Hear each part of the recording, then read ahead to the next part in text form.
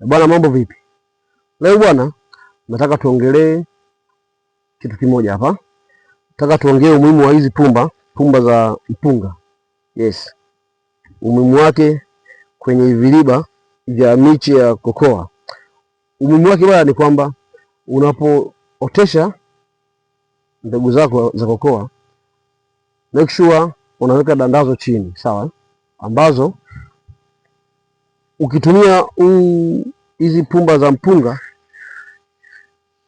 kitu kimoja, faida yake kubwa ni kwamba mche wa kokoa wenyewe ukiwa unaota unakuwa na huu mzizi mkuu, sawa?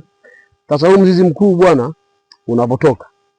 unapotoka wenyewe hautakiwi ukutane na ardhi moja kwa moja, maanake ukikutana na ardhi moja kwa moja wenyewe utaenda chini zaidi. Sasa unavyozidi kwenda chini na mche unapofikia wakati wa kutolewa kwenda kwenye shimo kwa ajili ya kupandikiza, huu mzizi ukigusana na ardhi moja kwa moja unaweza ukakatika wakati wa kung'oa. Sasa hiyo italeta shida wakati wa mche ukienda kupanda kwenye shimo, manake utaleta shida, kwa sababu aidha mche unaweza ukafa au la usifanye vizuri.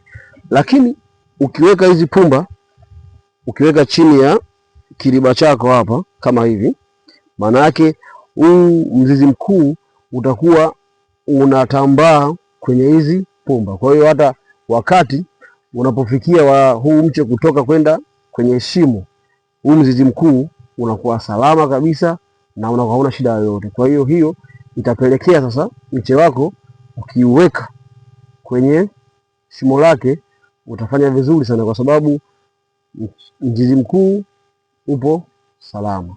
Sawa? Usisahau kufollow Jona Agritalk. Karibu. Asante.